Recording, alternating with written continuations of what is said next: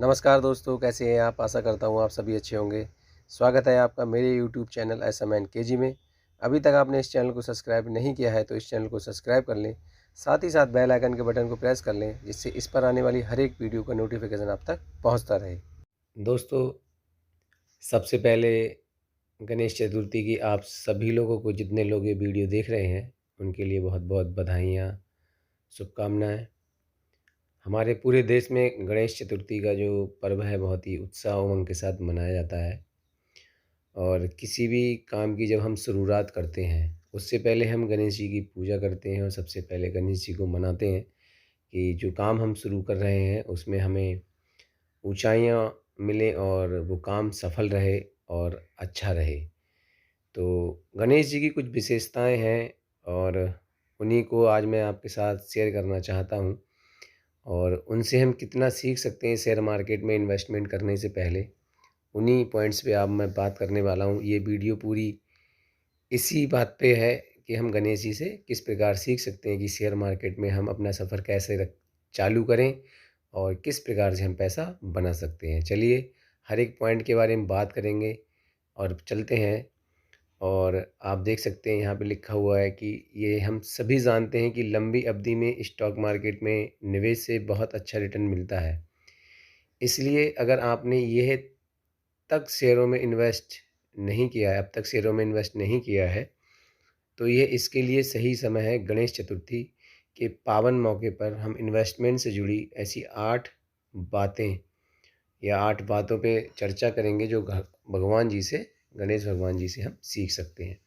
सबसे पहले पॉइंट्स की अगर हम बात करें तो पहला है फाइनेंशियल जर्नी की शुरुआत। जैसा कि आपको पता है कि जब तक हम किसी कार्य को शुरू नहीं करते हैं, तब तक आगे बढ़ने की भी इच्छा हम नहीं रख सकते, जब तक हम किसी काम को शुरू नहीं करते हैं। जब हम उस काम को शुरू कर देते हैं तो ऊंचाइयां पे जाने के लिए आपको एक समय की ज़रूरत होती है। तो पहले पॉइंट्स की अगर हम बात करें तो आपको पता है, हर नई शुरुआत पर हम भगवान गणेश से प्रार्थना करते हैं कि ये हमें बताते हैं कि किसी चीज़ को हासिल करने के लिए शुरुआत करना सबसे ज़रूरी है। अपने पैसों को बढ़ाने के लिए यह ज़रूरी है।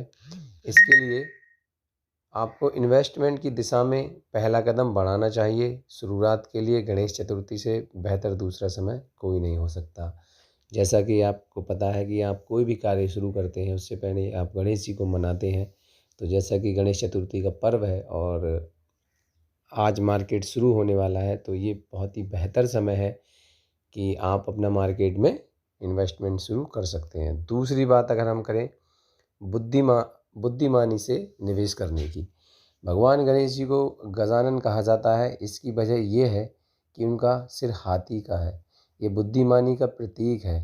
और यहाँ भगवान गणेश कहते हैं कि निवेश करने में हमें अपनी बुद्धि का इस्तेमाल करना चाहिए और निवेश करने से पहले हमें एसेट क्लास से सभी पहलुओं को अच्छी तरह से समझ लेना चाहिए। जैसा कि मैंने एक वीडियो में आपको, इससे पहले एक वीडियो मैंने बनाया है, उसमें साफ कुछ डिटेल में बताया है कि किस प्रकार हमें किस शेयर को बाय करना चाहिए, उसका फंडामेंटल स्ट्रॉन्ग है नहीं है, ये सारी जानकारी हमें लेनी चाहिए।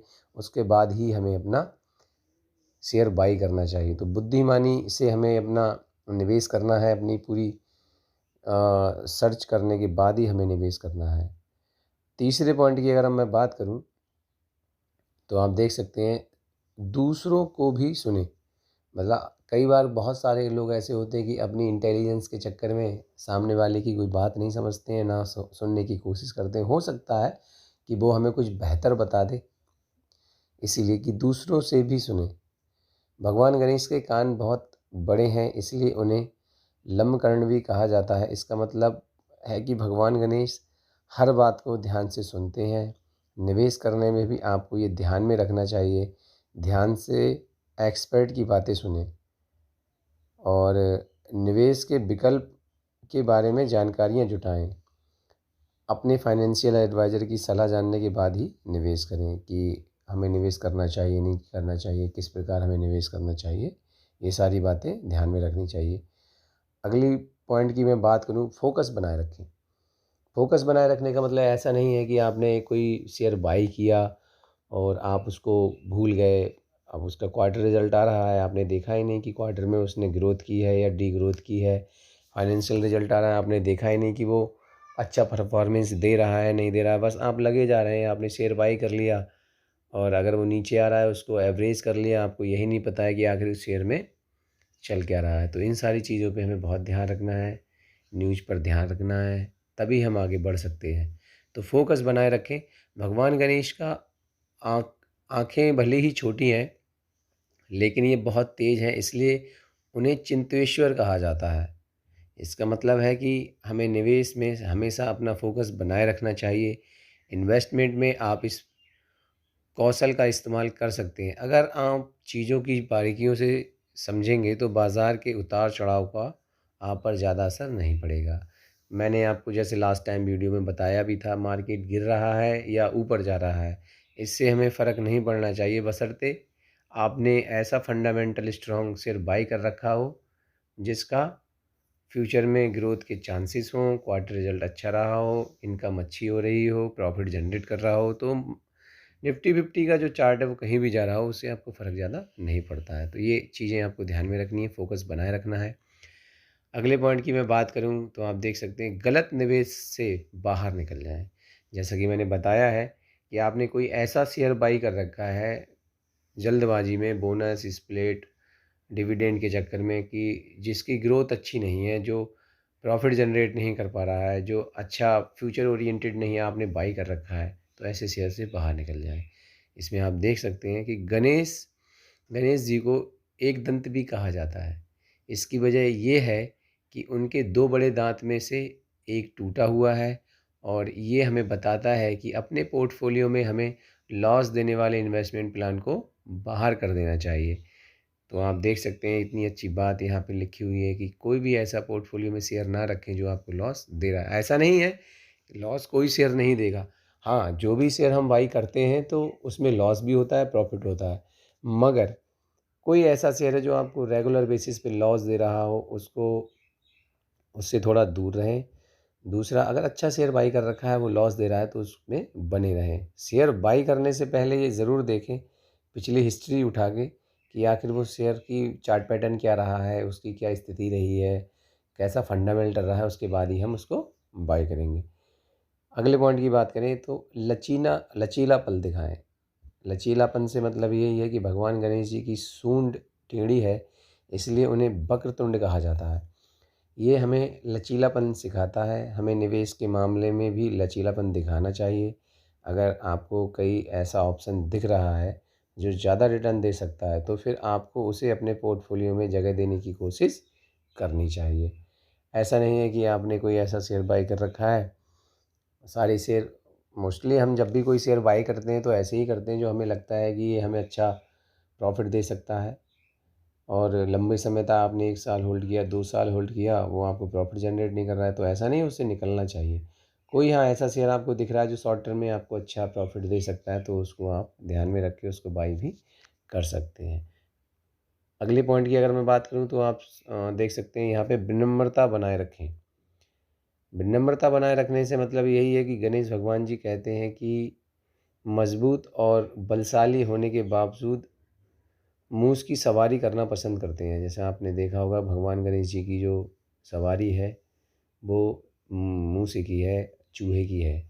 इससे ये प्रतीत होता है कि ये कितने विनम्रता बनाए रखते हैं और ये विनम्रता दर्शाते हैं। निवेश के मामले में भी हमें हमेशा विनम्रता बनाए रखना चाहिए, हमें अनुशासन का भी ध्यान रखना चाहिए। ऐसा नहीं होना चाहिए कि आपके पास 1 करोड़ रुपया है और 1 करोड़ रुपए के चक्कर में आप अपनी नवाबी में या अपनी सेल्फ कॉन्फिडेंस के चक्कर में आपने सारा पैसा किसी एक स्टॉक में लगा दिया और एक साथ लगा दिया। थोड़ा वेट करके मार्केट को समझकर लगाना चाहिए और एक साथ पैसा नहीं लगाना चाहिए, उसको धीमे धीमे करके लगाना चाहिए, चाहे स्टॉक कितना भी अच्छा क्यों ना हो। वजह उसकी ये है कि जैसे आपने कोई बहुत बेहतर शेयर आपने बाई कर लिया, आपको कॉन्फिडेंस है कि ये शेयर आगे जाएगा, कई चांस ऐसे हो जाते हैं मार्केट में, खबर ऐसी आ जाती हैं कि वो नीचे शेयर जाना शुरू हो जाता है तो आपको दोबारा बाई करने का चांस नहीं रहेगा, क्योंकि आपके पास जितनी पूंजी थी आपने वो पूंजी सारी की सारी एक बार में लगा दी। तो थोड़ा सा आपको विनम्रता बनाए रखना चाहिए और जब भी आप शेयर बाई करेंगे तो पूरा लमसम अमाउंट एक साथ नहीं लगाना है, धीमे धीमे करके ही लगाना है। और बात करूं मैं कि भगवान गणेश जी, जैसा कि आप जानते हैं कि सभी बाधाओं को दूर करते हैं, तो ये भी एक बात है कि सभी बाधाओं को दूर करने के लिए भी गणेश भगवान जी को आपको समझना चाहिए कि भगवान गणेश जी विघ्नहर्ता। आपने जब उनकी आरती सुनी होगी तो विघ्नहर्ता का जो हम नाम लेते हैं तो भगवान गणेश जी को विघ्नहर्ता भी कहा जाता है। इसका मतलब है कि सभी तरह की बाधाओं को हरने वाले।